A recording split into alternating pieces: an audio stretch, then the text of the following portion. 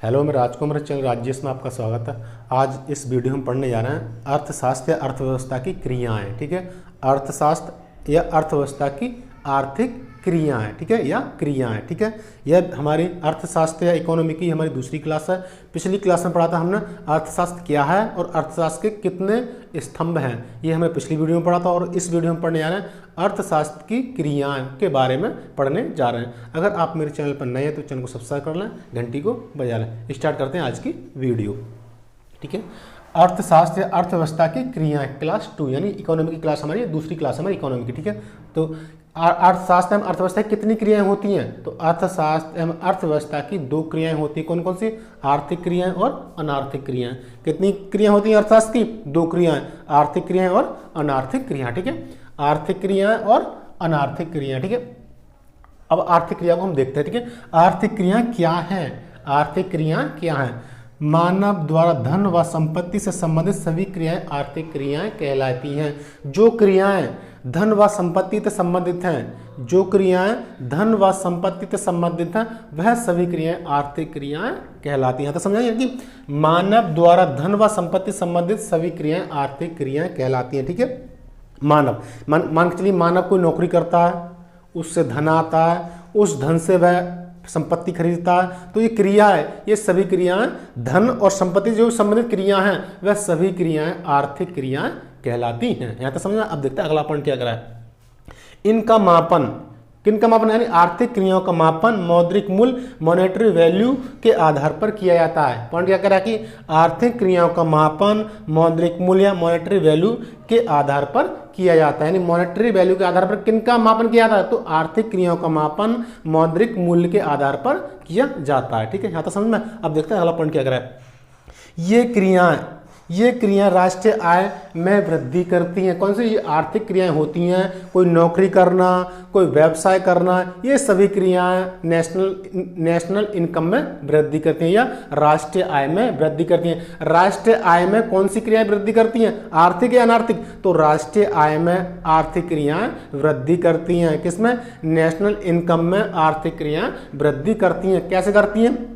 मान के चलिए कोई व्यक्ति, एक व्यक्ति नौकरी करता है, एक व्यक्ति व्यवसाय करता है। ये दो, एक व्यक्ति करता है नौकरी और दूसरा व्यक्ति करता है व्यवसाय। तो नौकरी वाले को पैसा मिलेगा, धन मिलेगा, और व्यवसाय करने वाले को पैसा या धन मिलेगा। तो जो पैसा या धन मिलता है, उस पैसे का कुछ अंश या कुछ हिस्सा वह नौकरी करने वाला हो चाहे वह व्यवसाय करने वाला, वह सरकार को टैक्स देता है। इसलिए आर्थिक क्रियाएं राष्ट्रीय आय में वृद्धि करती हैं। यानी कि नौकरी करने वाली टैक्स देगा सरकार को और व्यवसाय करने वाला भी टैक्स देगा। तो ये जो टैक्स देने की जो क्रिया हुई, वह क्रिया ही राष्ट्रीय आय में वृद्धि करती है। यानी जो टैक्स देते हैं, यानी कि नौकरी करने वाला भी टैक्स देता है और व्यवसाय करने वाला भी टैक्स देता है, तो जो टैक्स दिया जाता है यही राष्ट्रीय आय में वृद्धि करता है।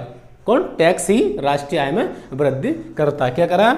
ये क्रिया यानी कि व्यवसाय करने की क्रिया और नौकरी करने की क्रिया राष्ट्रीय आय में वृद्धि करती हैं। क्योंकि जब कोई व्यक्ति नौकरी करता है तो वह भी टैक्स देता है, जब कोई व्यक्ति कोई व्यवसाय करता है, बिजनेस करता है, तो वह भी टैक्स देता है। जो टैक्स देने की जो क्रिया हुई, वही क्रिया राष्ट्रीय आय में वृद्धि करती है। कि राष्ट्र के पास या देश के पास पैसा जाएगा, तो जब वो पैसा राष्ट्र के पास जाएगा तो वह नेशनल इनकम में वृद्धि होती है। यानी कि नौकरी वाले व्यक्ति द्वारा जो पैसा दिया गया और व्यवसाय वाले व्यक्ति से जो पैसा दिया गया सरकार के लिए, वह पैसा राष्ट्रीय आय में वृद्धि करता है। यहाँ तो समझना है। ये क्रिया आर्थिक क्रियाएं राष्ट्रीय आय या नेशनल इनकम में वृद्धि करती हैं। अब देखते हैं उदाहरण। देखिए आर्थिक क्रियाओं के क्या उदाहरण है। जैसे कोई नौकरी करना, ठीक है, कोई नौकरी करना या कोई व्यवसाय करना। ठीक है, कोई नौकरी करना या कोई व्यवसाय करना, यही सभी आर्थिक क्रियाएं के उदाहरण है। ठीक है, यही क्रियाएं नेशनल इनकम में वृद्धि करती हैं। जो नौकरी करता है वह भी देश को टैक्स देता है, और जब व्यवसाय करता है, बिजनेस करता है, वह व्यक्ति भी देश को टैक्स देता है। तो इसलिए ये क्रियाएं राष्ट्रीय आय में वृद्धि करती हैं। यहाँ तक समझा। अब देखते हैं अनार्थिक क्रियाओं के बारे में पढ़ते हैं। ठीक है, अनार्थिक क्रियाएं क्या हैं? ठीक है, तो मानव द्वारा सामाजिक, धार्मिक अथवा भावनात्मक आवश्यकताओं की पूर्ति के लिए किए गए कार्य सभी अनार्थिक क्रियाएं कहलाती हैं। यानी कि मानव द्वारा आत्मसंतुष्टि के लिए जो कार्य किए जाते हैं, यानी मानव द्वारा आत्मसंतुष्टि या अपने संतुष्टि के लिए जो कार्य किए जाते हैं वह सभी कार्य अनार्थिक क्रियाएं कहलाती हैं। ठीक है, जैसे जरूरतमंदों की सहायता करना। ठीक है, जरूरत यानी कोई व्यक्ति अमीर है और कोई व्यक्ति गरीब है, तो वो अमीर व्यक्ति गरीब व्यक्ति की अगर सहायता करता है तो उसको उससे क्या फायदा होगा, उसको यह फायदा होगा कि उसको आत्मसंतुष्टि मिलेगी, ना उसको पैसे का फायदा होगा, न जो व्यक्ति मदद कर रहा है ना उसको फायदा है और ना ही देश को फायदा है। तो किसको फायदा होगा, जिसको जरूरत है उसको फायदा होता है। तो जो व्यक्ति मदद कर रहा है उसको सिर्फ आत्मसंतुष्टि, यानी किसी अमीर व्यक्ति ने गरीब व्यक्ति की सहायता की तो उसको क्या हुआ, आत्मसंतुष्टि, ना उसको धन प्राप्त हुआ, ना उसको संपत्ति प्राप्त हुई, ना ही देश की आय में कोई बढ़ोतरी हुई। केवल क्या हुआ इससे, अनार्थिक क्रियाओं से उसको आत्मसंतुष्टि हुई, यानी किसी व्यक्ति ने किसी दूसरे व्यक्ति की मदद की तो उस व्यक्ति को आत्मसंतुष्टि हुई। यही क्रियाएं अनार्थिक क्रियाएं कहलाती हैं। ठीक है, अब देखते हैं अगला क्या है, रक्तदान करना।